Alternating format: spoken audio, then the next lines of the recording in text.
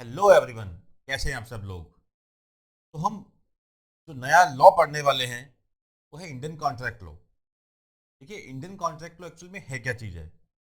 हम daily basis पे कई प्रकार की ट्रांजेक्शन्स करते हैं, तो हमें पता भी नहीं होता कि हम ये जो है कॉन्ट्रैक्ट्स कर रहे हैं। जैसे मान लीजिए हम सुबह उठते हैं, तो सबसे पहले कौन आता है हमारे घर में, देखा होगा आपने, दूध वाला। ठीक है, दूध वाला आता है, वो दूध दे के चला जाता है। उसकी जो पेमेंट है हम क्या है कि वीक के एंड में या मंथ के एंड में क्या है उसको कर देते हैं। ठीक है, कुछ टाइम बाद क्या है कि जो सफाई वाला होता है, सफाई कर्मचारी है, वो आ जाता है, जो हमारे घर का कूड़ा है वो लेके जाता है। ठीक है, उसकी पेमेंट हम मंथली बेसिस पे कर देते हैं, जैसे भी है। तो सभी क्या है, हमारी कॉन्ट्रैक्ट्स हैं। ये क्या है, कॉन्ट्रैक्ट्स हैं। ठीक है, तो Indian Contract Act 1872, Indian Contract Act 1872 जो है वो बात ही किस में करता है, वो बात करता है कि जो हम कॉन्ट्रैक्ट्स करते हैं। देखिए, हमें कोई प्रॉपर्टी खरीदनी है, प्रॉपर्टी बेचनी है, कोई गुड्स खरीदनी है, गुड्स बेचनी है, तो उसके लिए हमें क्या है कि कॉन्ट्रैक्ट्स करने पड़ते हैं। उसके लिए क्या है कि हमें कॉन्ट्रैक्ट्स करने पड़ते हैं। ठीक है, अब जो इंडियन कॉन्ट्रैक्ट एक्ट 1872 है वो यही बताता है कि जो कॉन्ट्रैक्ट है वो किया कैसे जाता है, कैसे ऑफर होती है, कैसे एक्सेप्टेंस होती है, कैसे प्रॉमिस बनता है, और प्रॉमिस के साथ जब क्या है कि साथ में उसके बाद क्या है कि एग्रीमेंट बनता है, और एग्रीमेंट जो है उसको कॉन्ट्रैक्ट कब बनता है। ठीक है, अब जब कॉन्ट्रैक्ट बन जाता है तो कॉन्ट्रैक्ट हमें जो है उसका जो इफेक्ट है, उसका जो इफेक्ट है वो क्या होता है। ठीक है, अब जैसे मान लीजिए, अब मेरी बेटी अब क्या है कि थर्ड क्लास में है, मैं उसको बोलता हूँ कि अगर तू फर्स्ट आई, अगर क्या है कि आप फर्स्ट आते हो साल के एंड में, तो आपके फाइनल एग्जाम होंगे, तो मैं आपको एक्टिवा लेके दूंगा। अब बच्ची मेरी फर्स्ट आ गई एग्जाम में, तो मैंने एक्टिवा नहीं लेके दी, तो क्या ये कॉन्ट्रैक्ट एनफोर्सेबल एट लॉ है या नहीं है। ठीक है, वैसे बता दूं कि जो सोशल एग्रीमेंट्स होते हैं, जो सोशल एग्रीमेंट्स होते हैं वो कॉन्ट्रैक्ट नहीं होते, वो एनफोर्सेबल एट लॉ नहीं होते। ठीक है, तो इसी प्रकार की चीज़ें क्या हैं कि इसी प्रकार की जो बातें हैं हमें इंडियन कॉन्ट्रैक्ट लॉ में पढ़नी है, कि जो कॉन्ट्रैक्ट का मीनिंग क्या होता है। ठीक है, और कौन से जो एग्रीमेंट्स है वो एनफोर्सेबल एट लॉ है, और कौन से जो एग्रीमेंट है वो एनफोर्सेबल एट लॉ नहीं है, और कौन लोग एग्रीमेंट कर सकते हैं, कौन लोग कॉन्ट्रैक्ट में एंटर कर सकते हैं।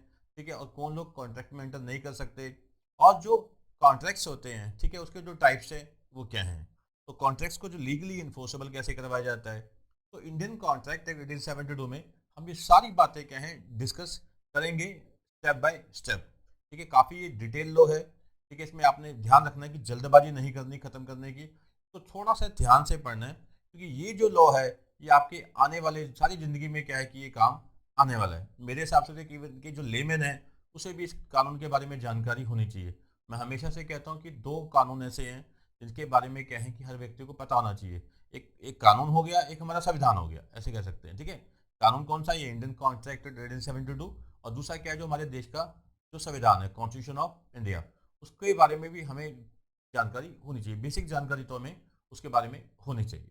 ठीक है, क्योंकि संविधान की जानकारी इसलिए होनी चाहिए कि एक्ट से हमें पता तो हो कि हमारे जो फंडामेंटल राइट्स क्या हैं, फंडामेंटल ड्यूटीज़ क्या हैं हमारी। ठीक है, देश के कौन से जो बड़े संवैधानिक जो इंस्टीट्यूशन है वो कौन से हैं। और कॉन्ट्रैक्ट लो इसलिए कि हम रूटीन बेसिस पे कोई ना कोई कॉन्ट्रैक्ट करते हैं, तो हमें पता तो होना चाहिए कि हमारे को जो कौन सा कानून लागू हो रहा है। ठीक है, और हमारे जो राइट्स हैं, हमारी जो ऑब्लिगेशंस हैं किसी कानून, किसी जो कॉन्ट्रैक्ट उसमें क्या होती है। ठीक है ना, तो चलिए हम स्टेप बाय स्टेप आगे बढ़ते हैं। और याद रखिएगा कि इंडियन कॉन्ट्रैक्ट 1872 ये काफ़ी एक इम्पोर्टेंट लो है, वाइड है, इसको हमें बहुत अच्छे से समझना है, स्टेप बाय स्टेप समझना है। जल्दबाजी करोगे तो बेस खराब हो जाएगा बनने से पहले ही। ध्यान से आराम से सुनोगे पढ़ोगे तो आपका एक बेस स्ट्रांग हो जाएगा, आगे दिक्कत नहीं आएगी। इवन के जो सेल्स ऑफ गुड्स एक्ट 1930 है उसका जो बेस है, उसका जो आधार है, ठीक है, वो क्या है, यही है इंडियन कॉन्ट्रैक्ट एक्ट 1872। ठीक है ना, तो चलिए हम आगे बढ़ते हैं। तो सबसे जो पहला चैप्टर है हमारा इंडियन कॉन्ट्रैक्ट एक्ट 1872 में, ठीक है, जो इंडियन कॉन्ट्रैक्ट एक्ट है उसे मैंने चैप्टर्स में डिवाइड कर रखा है। तो सबसे पहला जो चैप्टर है वो क्या है, नेचर ऑफ कॉन्ट्रैक्ट। ठीक है, नेचर ऑफ कॉन्ट्रैक्ट, यानी जब हम कॉन्ट्रैक्ट करते हैं तो उसके जो असेंशियल एलिमेंट्स हैं वो क्या हैं। पहले तो जो हम पढ़ेंगे कि कॉन्ट्रैक्ट क्या होता है। ठीक है, प्रॉमिस क्या है, एग्रीमेंट्स क्या है, कॉन्ट्रैक्ट क्या है। ठीक है, फिर जो वॉइड एग्रीमेंट क्या होते हैं, ठीक है, वैलिड एग्रीमेंट्स क्या होते हैं।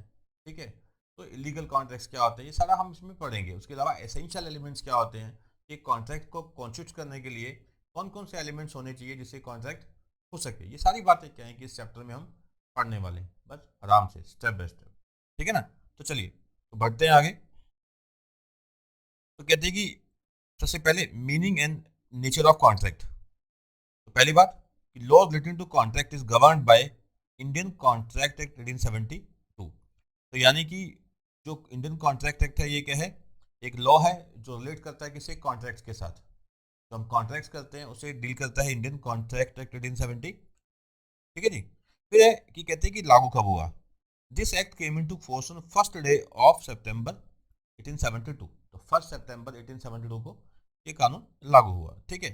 फिर प्रेम्बल। प्रेम्बल क्या होता है, देखिए कोई भी जो कानून होता है वो स्टार्ट कहाँ से होता है, प्रेम्बल से।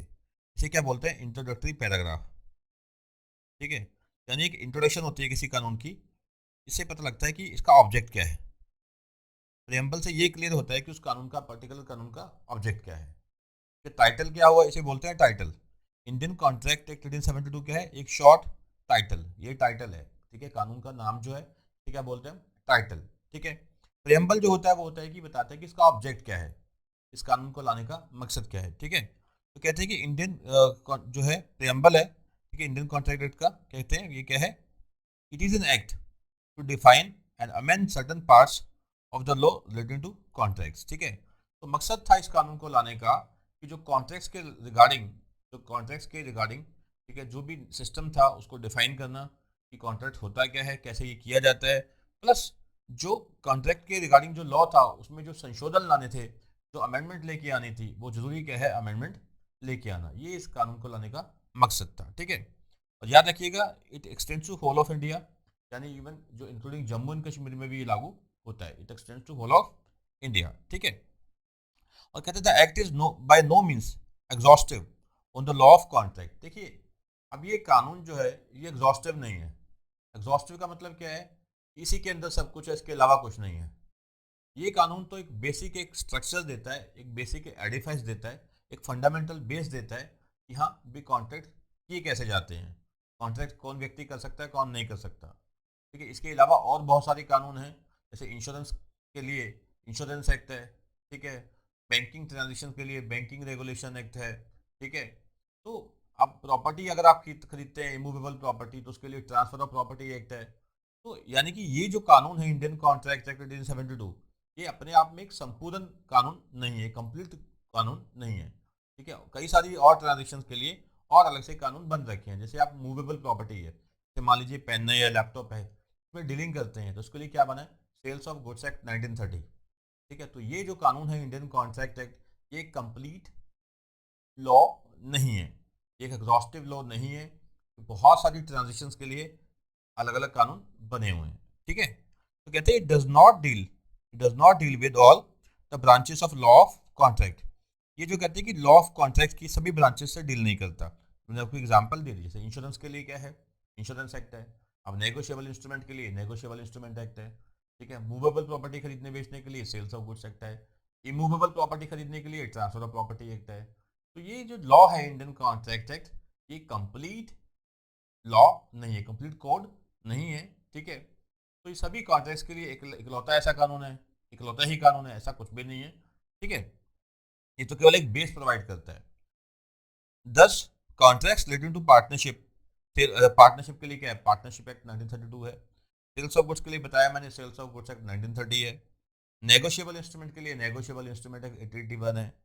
ठीक है। इंश्योरेंस के लिए इंश्योरेंस एक्ट 1938 है। Etcetera dealt with by separate acts.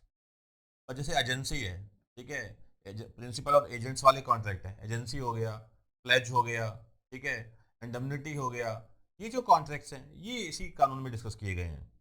ठीक है। प्लेज है, एजेंसी है, इंडemnity है, ठीक है, ये जो कॉन्ट्रैक्ट्स हैं ये इसी कानून में यानी इंडियन कॉन्ट्रैक्ट एक्ट 1872 में डिस्कस किए गए हैं। ठीक है। फिर कहते हैं कि Indian Contract act mostly deals with general principles and rules governing contracts. ठीक है। इसके अंदर जो पहले बेसिक क्या डिस्कस किया गया है कि कॉन्ट्रैक्ट करने के जो जनरल प्रिंसिपल्स हैं, किन सिद्धांतों पे क्या है कि कॉन्ट्रैक्ट किए जाते हैं, प्लस कौन कौन से रूल्स हैं जो कॉन्ट्रैक्ट्स को गवर्न करते हैं। अब कहते हैं कि देखिए ये जो एक्ट है ये दो भागों में डिवाइड है, is divided in two parts. तो पहला पार्ट क्या है, सेक्शन 1 to 75 है। ये कहता है कि जो general principles of law of contract, और हर प्रकार के कॉन्ट्रैक्ट को लागू होता है इरिस्पेक्टिव ऑफ देयर नेचर। यानी सेक्शन 1 से लेके 75 तक इसमें क्या बातें की गई हैं कि जो जनरल प्रिंसिपल्स हैं, जो जनरल बेसिक सिद्धांत हैं किसी कॉन्ट्रैक्ट को करने के, वो बात किस में की गई है? Part 1 of Indian Contract Act 1872।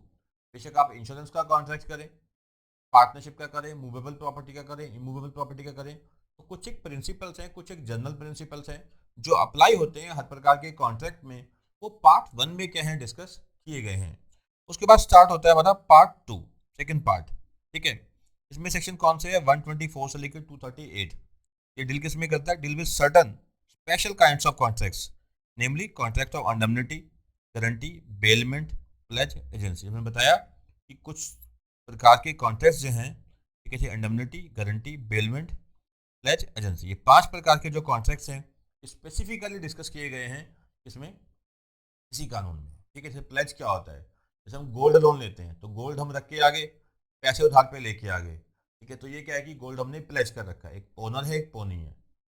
ठीक है, इंडमनिटी क्या होता है कि जैसे मैंने आपके बिहाफ पे क्या है कि कुछ गारंटी दे रखी है। ठीक है, आप कुछ मतलब कि आप क्या है कि अपनी बात से मुकर जाते हो, तो उसकी भरपाई मैं करके दूंगा, तो ये इंडमनिटी आ गया। एजेंसी में क्या है? प्रिंसिपल एजेंट वगैरह होते हैं। ठीक है, तो यानी कि ये 5 प्रकार के जो इसमें जो अलग से जो कॉन्ट्रैक्ट्स हैं, ये भी इसमें पार्ट 2 में डिस्कस किए गए हैं। तो अब तक क्या समझ आया आपको कि इंडियन कॉन्ट्रैक्ट एक्ट 1872 जो है, ठीक है, इसका मेन मकसद क्या था जी? जो वेरियस जो कॉन्ट्रैक्ट्स हैं, कॉन्ट्रैक्ट को डिफाइन करना कि कॉन्ट्रैक्ट होता क्या है। ठीक है, और साथ में क्या है कि जो जनरल प्रिंसिपल्स ऑफ कॉन्ट्रैक्ट्स हैं, ठीक है, किसी भी कॉन्ट्रैक्ट को एंटर करने के जो जनरल प्रिंसिपल्स हैं जो हर एक प्रकार के कॉन्ट्रैक्ट पे लागू होते हैं। ठीक है, तो वो क्या है कि पार्ट 1 में डिस्कस किए गए हैं। और पार्ट 2 जो है वो क्या है कि कुछ स्पेसिफिक काइंड्स ऑफ जो कॉन्ट्रैक्ट्स है उसमें डील करता है। ठीक है जी, तो चलिए आगे बढ़ते हैं। तो सबसे पहले तो दे रखा है कि कॉन्ट्रैक्ट की डेफिनेशन क्या है। देखिए, कॉन्ट्रैक्ट की डेफिनेशन बड़ी सिंपल है। कहते हैं कोई भी एग्रीमेंट जो एनफोर्सेबल बाय लॉ है उसे हम क्या बोलेंगे? कॉन्ट्रैक्ट। ठीक है, an agreement enforceable by law. अब इसका क्या मतलब है? तो मैंने आपको भी एग्जांपल दी थी कि मेरी डॉटर 3rd क्लास में है, तो मैंने कहा कि अगर आप फर्स्ट आते हो स्कूल में तो मैं क्या है कि आपको एक्टिवा लेके दूंगा। ठीक है, तो अब वो फर्स्ट आ जाती है मान लीजिए, तो क्या मैं एक्टिवा अगर नहीं लेके देता तो क्या मेरे खिलाफ वो केस कर सकती है? तो आंसर है नो। क्योंकि रीजन क्या है कि वो जो कॉन्ट्रैक्ट है वो एग्रीमेंट तो हो गया था हमारा, मेरा और मेरी बेटी के बीच में एग्रीमेंट तो हुआ, और वो एग्रीमेंट जो है वो सोशल एग्रीमेंट है। ठीक है, और जो सोशल नेचर के जो एग्रीमेंट्स होते हैं, ठीक है, वो एनफोर्सेबल एट लॉ नहीं होते, नॉट एनफोर्सेबल बाय लॉ। ठीक है, तो सोशल नेचर के कॉन्ट्रैक्ट्स हैं एनफोर्सेबल बाय लॉ नहीं होते, इसलिए क्या है कि वो जो एग्रीमेंट है वो एप्लीकेबल नहीं होगा। ठीक है, तो इसमें क्या है कि वो एनफोर्सेबल बाय लॉ नहीं है, इसलिए वो कॉन्ट्रैक्ट नहीं है। ठीक है, तो केवल वही एग्रीमेंट जो क्या है एनफोर्सेबल बाय लॉ है, वही क्या होगा? कॉन्ट्रैक्ट होगा। अदरवाइज बात खत्म वहीं पे, यानी कि सोशल एग्रीमेंट है तो कॉन्ट्रैक्ट नहीं होगा। ठीक है, फिर कहते हैं एग्रीमेंट क्या होता है। अब एग्रीमेंट को पढ़ने से पहले हमें समझना पड़ेगा प्रॉमिस क्या होता है। ठीक है, देखिए, एक बंदा किसी बात को प्रपोज करता है, प्रपोजल देता है, और दूसरा व्यक्ति उसको एक्सेप्टेंस दे देता है, तो ये क्या बन जाता है? एक तरह का प्रॉमिस बन जाता है। कैसे? जैसे मान लीजिए मैंने आपको पढ़ाने का वायदा किया, मैंने आपको पढ़ाने का वायदा किया और आपने मुझे फीस देने का वायदा किया, तो मेरा जो प्रॉमिस है वो क्या है? टीच करने का, पढ़ाने का, और आपका प्रॉमिस क्या है? पे करने का। ठीक है, तो दोनों तरफ से क्या हो रहे हैं? प्रॉमिस। तो मैंने प्रॉमिस किया कि मैं आपको पढ़ाऊंगा, ठीक है, आपने प्रॉमिस किया कि आप मुझे पे करोगे। ठीक है ना? तो कहते हैं कि when the person to whom the proposal is made signifies his assent thereto। एक व्यक्ति जिसको प्रपोज किया गया, जिसको प्रपोजल दिया गया, अगर वो अपनी असेंट दे देता है, असेंट क्या है? कंसेंट यानी approval. Proposal is said to be accepted, तो प्रपोजल एक्सेप्ट हो गया। A proposal when accepted becomes a promise. तो मैंने आपको प्रपोजल दिया कि मैं आपको पढ़ाना चाहता हूँ। ठीक है, तो मेरा प्रपोजल क्या था? पढ़ाने का, टीच करने का। ठीक है, तो आपने वो एक्सेप्ट कर लिया, आपने क्या है वो एक्सेप्ट कर लिया, तो मेरी तरफ से ये तो वन साइडेड प्रॉमिस है कि मैं आपको पढ़ाऊंगा। ठीक है, तो मेरा प्रपोजल आपने एक्सेप्ट किया, ये प्रॉमिस हो गया। अब आपकी और से है कि सर मैं जो फीस है मैं आपको क्या है 20,000 पे नहीं करूंगी, कितनी पे करूंगी? 18,000। तो आपने अब क्या किया? आपने जो प्रपोजल दिया मुझे 18,000 का दिया, तो मैंने उसको एक्सेप्ट कर लिया, मैंने क्या किया, उसको एक्सेप्ट कर लिया। ठीक है, तो अब ये क्या बन गया, ये आपकी तरफ से प्रॉमिस बन गया। ठीक है, पहला तो प्रॉमिस मैंने किया था, प्रपोज मैंने किया था, मैं आपको पढ़ाऊंगा, आपने वो एक्सेप्ट कर लिया, तो ठीक है, ये प्रॉमिस मेरी तरफ से हो गया कि मैं पढ़ाऊंगा। अब आपने कहा कि मैं 18,000 फी पे करूंगी, तो मैंने उसको एक्सेप्ट कर लिया। अब प्रॉमिस आपकी तरफ से है कि आपने 18,000 फी पे करनी है, तो ये हो गया प्रॉमिस। यानी कि प्रॉमिस क्या है कि जब एक प्रपोजर जो प्रपोज करता है किसी बात के लिए, प्रपोजल देता है, तो प्रपोजल को जो ऑफरी है वो एक्सेप्ट करता है। एक बंदा क्या है, ऑफरर, जो मैं ऑफर कर रहा है, ठीक है, वो कौन है, ऑफरर। उसको ऑफर किया जा रहा है, उसे क्या बोलेंगे, ऑफरी। फिर कह रहा हूँ, ठीक है, एक क्या है, ऑफरर, जो ऑफर कर रहा है, और दूसरा कौन है, ऑफरी। दूसरा कौन है, ऑफरी, को ऑफर किया जा रहा है। ठीक है, तो इसने ऑफर किया, इसने उस ऑफर को एक्सेप्ट कर लिया। ठीक है, इसने ऑफर किया, इस व्यक्ति ने उसको एक्सेप्ट कर लिया, तो ये क्या बन गया, एक तरह का प्रॉमिस। ठीक है, कि ऑफर की ओर से क्या हो गया, प्रॉमिस। ठीक है, तो प्रॉमिस क्या है कि जब प्रपोज किया जाता है, प्रपोजल दिया जाता है, तो जो ऑफरी है, जिसको प्रपोजल दिया गया है, ठीक है, वो उसको एक्सेप्ट कर लेता है, तो इट बिकम्स अ प्रॉमिस। फिर कहते हैं कि एग्रीमेंट क्या चीज़ है। अब प्रॉमिस के बाद क्या बनता है, एग्रीमेंट। कहते हैं कि every promise and every set of promises forming the consideration for each other. अब आपके लिए कंसिडरेशन क्या है, मैंने पढ़ाना है, और मेरे लिए कंसिडरेशन क्या है, आप मुझे फीस पे करोगे। ठीक है, तो देखिए कंसिडरेशन क्या होता है, something in return, something in return. मैं आपको टीच करूंगा तो मुझे क्या मिलेगा, पैसे। आप मुझे पैसे पे करोगे, आपको क्या मिलेगा, स्टडी पढ़ने को मिलेगी, टीचर पढ़ाएगा आपको। तो ये क्या है कि समथिंग इन रिटर्न है, यानी कंसिडरेशन फॉर ईच अदर है। तो क्या बोलते हैं साफ साफ, कहते हैं कि हर एक प्रॉमिस जो है, every promise and every set of promises, promise and every set of promises forming consideration for each other.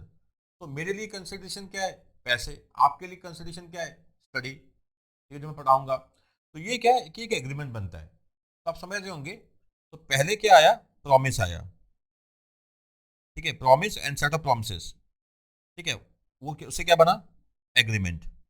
और अगर एग्रीमेंट एनफोर्सेबल बाय लॉ है, तो वो क्या बन गया, कॉन्ट्रैक्ट। ठीक है, तो पहले क्या हुआ, प्रपोज हुआ, प्रपोजल आया। ठीक है, प्रपोजल के साथ एक्सेप्टेंस हुई। ठीक है, तो प्रपोजल प्लस एक्सेप्टेंस क्या बना, इज इक्वल टू प्रॉमिस बन गया। और प्रॉमिस जो है और सेट ऑफ प्रॉमिसेस है, ठीक है, वो क्या बनते हैं, in consideration of each other. तो ठीक है, आपने मुझे प्रॉमिस किया मैं पे करूंगा, तो मेरे लिए कंसिडरेशन क्या है, आपका पे करना। ठीक है, और मैंने प्रॉमिस किया मैं आपको पढ़ाऊंगा। ठीक है, तो आपके लिए कंसिडरेशन क्या है, स्टडी। तो जो प्रॉमिस है, सेट ऑफ प्रोमिसेस है, ये क्या बन जाते हैं, एग्रीमेंट। और एग्रीमेंट अगर क्या है, एनफोर्सेबल बाय लॉ होते हैं, एनफोर्सेबल बाय लॉ होते हैं, तो ये क्या बन जाते हैं, कॉन्ट्रैक्ट्स।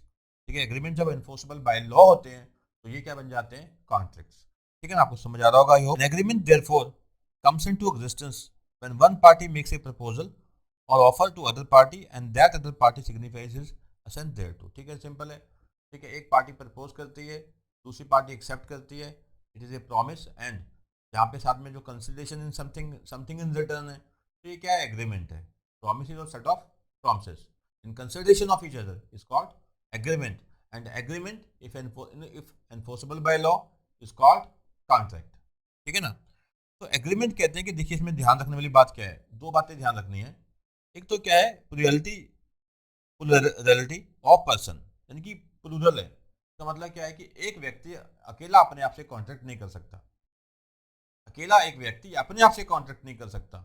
तो कॉन्ट्रैक्ट करने के लिए कम से कम दो व्यक्ति चाहिए। कॉन्ट्रैक्ट करने के लिए क्या है कि कम से कम दो लोग होने चाहिए, तभी कॉन्ट्रैक्ट हो सकता है। ठीक है, तो ये प्लूरल है, सिंगुलर बेस पे क्या है, कॉन्ट्रैक्ट नहीं हो सकता, अकेला व्यक्ति अपने आप से कॉन्ट्रैक्ट नहीं कर सकता। तो प्लूरल है, ठीक है, दो लोग कम से कम चाहिए। और दूसरा क्या है कि कंसेंसस एडिडम, ये कहता है कि meeting of mind, same thing in the same sense. यानी कि अगर आप एक कॉन्ट्रैक्ट करना ही नहीं चाहते, मैं आपको डरा के धमका के किसी तरीके से अनड्यू इन्फ्लुएंस डाल के, प्रभाव डाल के किसी प्रकार का आपसे वो कॉन्ट्रैक्ट करा लूं, तो ये कॉन्ट्रैक्ट वैलिड नहीं है।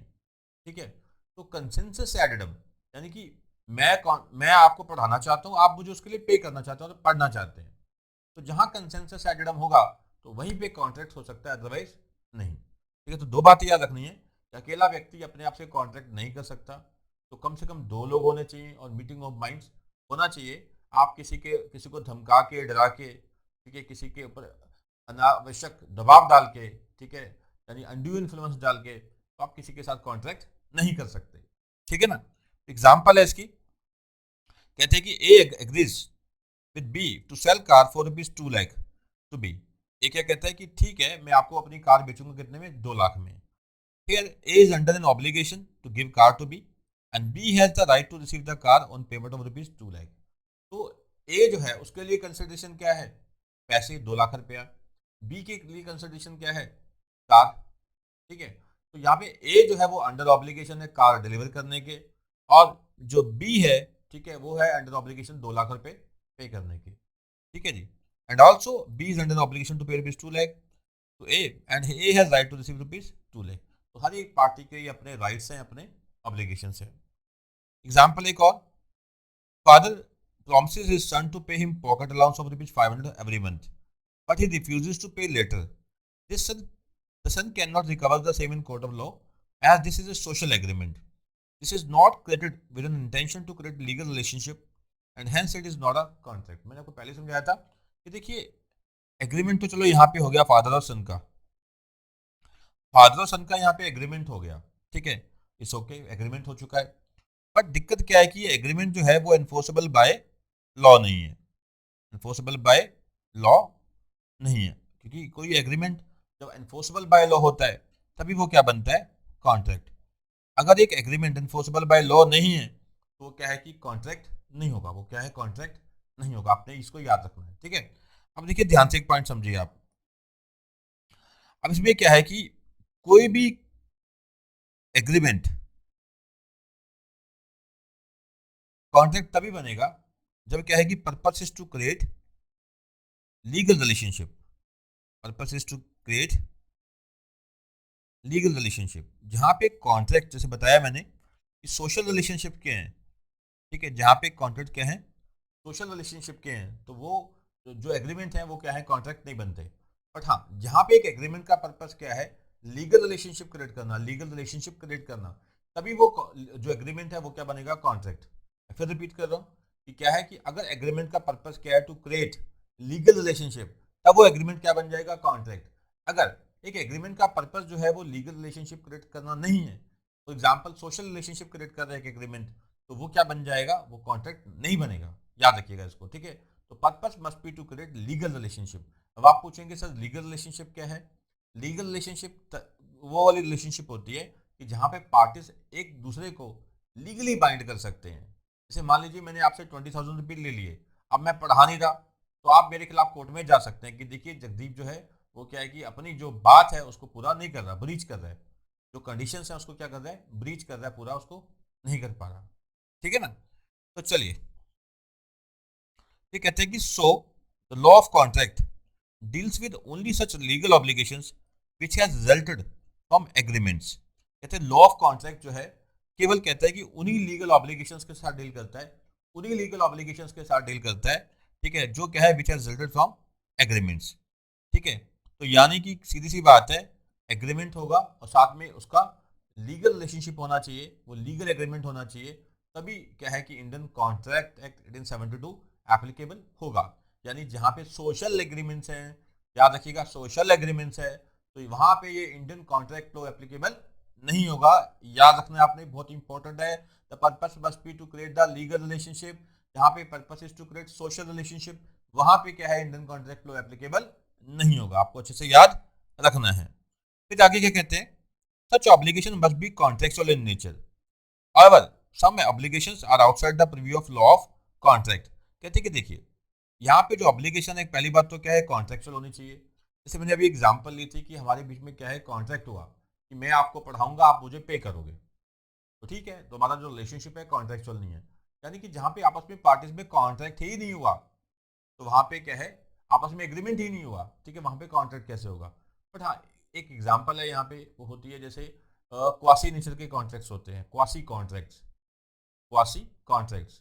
वहां पे क्या है कि आप और मेरे बीच में कोई कॉन्ट्रैक्ट तो नहीं हुआ, but by operation of law आप और मेरे बीच में क्या हो गया, कॉन्ट्रैक्ट। फॉर एग्जाम्पल, जैसे मेरा क्या है कि रास्ते में एक पर्स गिर गया, मेरा जो वॉलेट है वो गिर गया, अब वो वॉलेट क्या है कि आपको मिल गया, अब आपकी रिस्पॉन्सिबिलिटी है कि आप मुझे फाइंड आउट करो, आप वॉलेट है मुझे वापस दो, या फिर पुलिस थाने में कहीं जमा करवाओ। अब ये नहीं कि आप वॉलेट जेब में रखेंगे यूज करेंगे, ठीक है, ऐसा नहीं है, ठीक है। तो ये क्या है कि एक प्रकार का आपका मेरे साथ एक क्वासी कॉन्ट्रैक्ट हो जाता है, जहाँ पे आप बाउंड हो जाते हैं just because of operation of law. आप बाउंड हो जाते हैं कि आप मुझे फाइंड आउट करो, मुझे ढूंढो, मेरा पर्स मुझे वापस करो, ठीक है। तो ये क्या है कि कॉन्ट्रेक्चुअल रिलेशनशिप अराइज हो गई, but by operation of law. तो कॉन्ट्रैक्ट क्या है, एक उस एग्रीमेंट का नतीजा है, जो एग्रीमेंट क्या होता है, इन्फोर्सेबल बाय लॉ। अगर एक एग्रीमेंट सोशल नेचर का है, वो इन्फोर्सेबल बाय लॉ नहीं है, वो इन्फोर्सेबल बाय लॉ नहीं है, तो वो कॉन्ट्रैक्ट नहीं है, तो इस एक्ट के परव्यू में वो नहीं आता, ठीक है ना। अब कह रहे हैं कि देखिए कुछ जो ऑब्लिगेशंस हैं वो इस कानून के दायरे के बाहर है, जैसे कि एक obligation to maintain wife and children. मान लीजिए कोर्ट का कोई ऑर्डर आया, उसने कहा कि हाँ भाई ये व्यक्ति अपनी बच्चों को, अपनी बीवी को मेंटेन करेगा, उनका खर्चा बियर करेगा, ठीक है। अब ये जो है ये कोर्ट के ऑर्डर के कारण आया है, उसके बीच में कोई कॉन्ट्रैक्ट नहीं था मियाँ बीवी और बच्चों के बीच में, और क्या है जो हस्बैंड है उसके बीच में कोई कॉन्ट्रैक्ट नहीं था। पर ये क्या है कि कोर्ट के ऑर्डर आने के कारण ये सब कुछ करना पड़ रहा है उस व्यक्ति को, ठीक है, जो मेंटेनेंस पे करना पड़ रहा है अपनी बीवी का, अपने बच्चों का। तो बिल्कुल ये कॉन्ट्रैक्ट लॉ के दायरे के बाहर है, कि that is just because of order of court of law, ठीक है ना। नेक्स्ट ध्यान से समझिए, बहुत इंपॉर्टेंट है। कहते हैं कि एग्रीमेंट और कॉन्ट्रैक्ट में क्या फर्क है। अभी तक हमने सीखा कि पहले प्रॉमिस होता है, प्रॉमिस क्या है, प्रपोजल, प्रपोजल है, फिर एक्सेप्टेंस है, वो प्रॉमिस बन गया। अब promise and set of promises is equal to agreement, फिर एग्रीमेंट एनफोर्सेबल बाय लॉ क्या होता है, वो बनता है कॉन्ट्रैक्ट। अब क्वेश्चन ये आया कि एग्रीमेंट और कॉन्ट्रैक्ट में क्या फर्क है। देखिए एग्रीमेंट का जो नेचर है बहुत वाइड है। एग्रीमेंट हो सकता है कि एनफोर्सेबल बाय लॉ है, हो सकता है कि एनफोर्सेबल बाय लॉ नहीं है, बट कॉन्ट्रैक्ट केवल वही वाले एग्रीमेंट बनते हैं जब वो एग्रीमेंट्स क्या हैं, एनफोर्सेबल बाय लॉ है। तो एग्रीमेंट में तो दोनों तरह के एग्रीमेंट आ जाएंगे, एनफोर्सेबल बाय लॉ है या नहीं है। एग्रीमेंट का जो स्कोप है वो वाइड है, ठीक है। पर जो कॉन्ट्रैक्ट है उसका स्कोप क्या है, लिमिटेड है, कि उसमें केवल वही एग्रीमेंट आएंगे जो क्या है एनफोर्सेबल बाय लॉ है, जो क्या है एनफोर्सेबल बाय लॉ है। एक बात तो ये याद रखनी है। और दूसरा क्या है कि कहते हैं कि देखिए all contracts are agreements, but all agreements are not contracts. बड़ा इंपॉर्टेंट है, all agreements are not contracts but all contracts are agreement. अब मान लीजिए दो प्रकार के एग्रीमेंट है, एक सोशल एग्रीमेंट है, एक जो है लीगल एग्रीमेंट है, जो लीगल रिलेशनशिप क्रिएट करता है। अब सोशल एग्रीमेंट तो केवल एक एग्रीमेंट है, वो कॉन्ट्रैक्ट नहीं है, ठीक है। बट अब एक ऐसा एग्रीमेंट जो क्या है कि लीगल रिलेशनशिप क्रिएट कर रहा है, एक ऐसा एग्रीमेंट जो क्या है क्रिएट कर रहा है लीगल रिलेशनशिप, और एग्रीमेंट तो है ही है, साथ में क्या बन जाता है वो कॉन्ट्रैक्ट।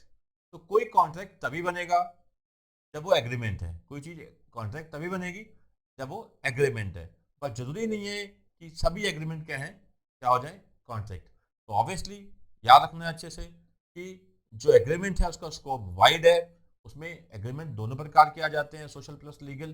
बट हाँ, वो एग्रीमेंट जो क्या है कि लीगल रिलेशनशिप क्रिएट कर रहा है और इन्फोर्सेबल बाय लॉ है, तो वही क्या है कॉन्ट्रैक्ट में आएगा।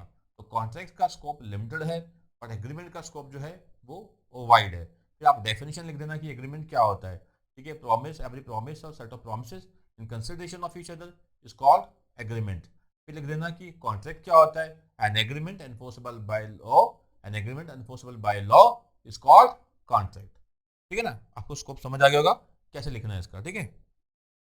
तो चलिए बेसिस ऑफ डिफरेंस है, पहले क्या एग्रीमेंट, जैसे यहाँ लिख दिया जो मीनिंग था, every promise and every set of promises forming the consideration for each other, ठीक है, एग्रीमेंट। कॉन्ट्रैक्ट आपको पता ही है कि एग्रीमेंट जब एनफोर्सेबल बाय लॉ हो जाता है, ठीक है, उसे हम क्या बोल देते हैं कॉन्ट्रैक्ट। यानी कि यहाँ पे एक एग्रीमेंट होना चाहिए और वो लीगली एनफोर्सेबल होना चाहिए, इट बिकम्स अ कॉन्ट्रैक्ट। फिर कहते हैं कि स्कोप क्या है। मैंने आपको बताया कि एग्रीमेंट का स्कोप क्या है, काफी वाइड है, क्योंकि एग्रीमेंट में तो दोनों तरह के आ जाएंगे, सोशल भी आ जाएंगे और जो लीगल एग्रीमेंट्स है वो भी आ जाएंगे। बट कॉन्ट्रैक्ट में केवल वो वाले एग्रीमेंट्स आते हैं जो इन्फोर्सेबल बाय लॉ है, ठीक है। It is a wider term including both legal and social agreement, ठीक है। तो एग्रीमेंट में दोनों प्रकार के आएंगे, legal plus social. But contract वही होंगे जो लीगल एग्रीमेंट्स हैं, यानी जो सोशल है वो कॉन्ट्रैक्ट्स नहीं होंगे। It is used in a narrow sense with the specification that contract is only legally enforceable agreement, ठीक है। जो कॉन्ट्रैक्ट है वो केवल क्या है, लीगली एनफोर्सेबल एग्रीमेंट है, यानी कि एक एग्रीमेंट जो लीगली इन्फोर्सेबल नहीं है तो कॉन्ट्रैक्ट नहीं बन सकता, सिंपल। नेक्स्ट है लीगल ऑब्लिगेशन। देखिए, it may not create legal obligation. मैंने बताया कि एग्रीमेंट जो है वो दो प्रकार के हैं, ठीक है। सोशल भी हो सकते हैं और क्या हो सकते हैं, लीगल हो सकते हैं। बट जहाँ पे एग्रीमेंट सोशल नेचर का है तो वो तो लीगल ऑब्लिगेशन कोई क्रिएट ही नहीं कर रहा। मैंने एग्जाम्पल दिया अपनी बेटी वाला। अब बेटी क्या मेरे खिलाफ केस कर सकती है? तो मैंने उसके साथ ठीक है एग्रीमेंट कर लिया कि आप क्या है थर्ड क्लास में फर्स्ट आओगे तो मैं आपको एक्टिवा लेके दूंगा। अब मान लीजिए वो फर्स्ट आ जाती है तो मैं लीगली में लायबल नहीं हूँ कि उसको मैंने एक्टिवा लेके देनी ही देनी है, क्योंकि यहाँ पे केवल क्या था, एक सोशल नेचर का एक एग्रीमेंट था मेरी बेटी के साथ और कुछ नहीं था, ठीक है। तो कहते हैं कि it may not create legal obligation, an agreement does not always grant rights to parties. अब सोशल नेचर के जो कॉन्ट्रैक्ट्स है, सोशल नेचर के जो एग्रीमेंट्स हैं, क्या वो पार्टीज को कोई राइट्स ग्रांट करता है? ऑब्वियसली नहीं। क्या मेरी बेटी मेरे खिलाफ केस कर सकती है? ऑब्वियसली नहीं, ठीक है। बट हाँ, जब कॉन्ट्रैक्ट की बात आएगी तो यहाँ पे तो कॉन्ट्रैक्ट बनता ही तभी है जब एक एग्रीमेंट क्या है, लीगल रिलेशनशिप क्रिएट कर रहा है। तो लीगल नेसेसिटी होना यहाँ पे जरूरी है। अदरवाइज क्या है कि जो एग्रीमेंट है वो इन्फोर्सेबल हो ही नहीं पाएगा बाय लॉ, ठीक है ना। Necessarily creates a legal obligation. Contract क्या है, एक लीगल ऑब्लिगेशन नेसेसरली क्रिएट करता है, पार्टीज को ऑब्लाइज करता है। एक contract always grant certain rights to every party, ठीक है।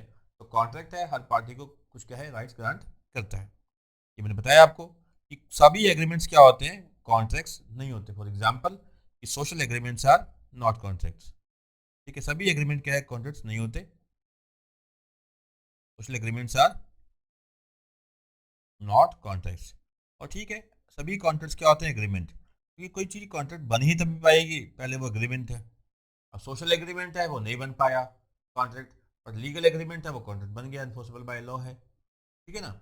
तो पहले तो आपने क्या करना है कि एग्जाम में अगर आपको आता है, ठीक है, कि एग्रीमेंट और कॉन्ट्रैक्ट में क्या फ़र्क है, तो पहले एग्रीमेंट का डेफिनेशन लिखनी है, फिर कॉन्ट्रैक्ट के लिख देने की हाँ भाई जो एग्रीमेंट इन्फोर्सेबल बाय लॉ है दैट इज कॉन्ट्रैक्ट। फिर लिखना है कि हाँ भाई जो एग्रीमेंट है उसका स्कोप वाइड है, ठीक है, कॉन्ट्रैक्ट का स्कोप क्या है, लिमिटेड है। यहाँ पे तो हर प्रकार के एग्रीमेंट आ जाते हैं, बेशक वो लीगली इन्फोर्सेबल है या नहीं है। बट हाँ, कॉन्ट्रैक्ट में तो केवल वही वाले एग्रीमेंट आएंगे जो लीगली इन्फोर्सेबल हैं। फिर कहना है कि यहाँ भी सारे के सारे एग्रीमेंट जो है वो कॉन्ट्रैक्ट नहीं होते, बट हाँ सारे के सारे कॉन्ट्रैक्ट्स क्या होते हैं, एग्रीमेंट होते हैं, ठीक है ना। अब कॉन्ट्रैक्ट्स एग्रीमेंट की टाइप्स ज़्यादा हो सकती हैं, जैसे कि जो एग्रीमेंट क्या है लीगली इन्फोर्सेबल हैं और जो सोशली इन्फोर्सेबल हैं, ठीक है। अब याद रखना है कि जो एग्रीमेंट है वो ज़रूरी नहीं है कि वो लीगल ऑब्लिगेशन क्रिएट करे। जैसे कि सोशल नेचर के जो एग्रीमेंट्स हैं वो लीगल ऑब्लिगेशन पार्टीज के ऊपर कोई क्रिएट नहीं करते या लीगल राइट क्रिएट नहीं करते। बट हाँ, जो एक कॉन्ट्रैक्ट बन चुका है वो तो बनता ही तभी है जब वो पार्टीज के legal rights plus obligation create कर रहा होता है, ठीक है। तो बिल्कुल सिंपल हुआ।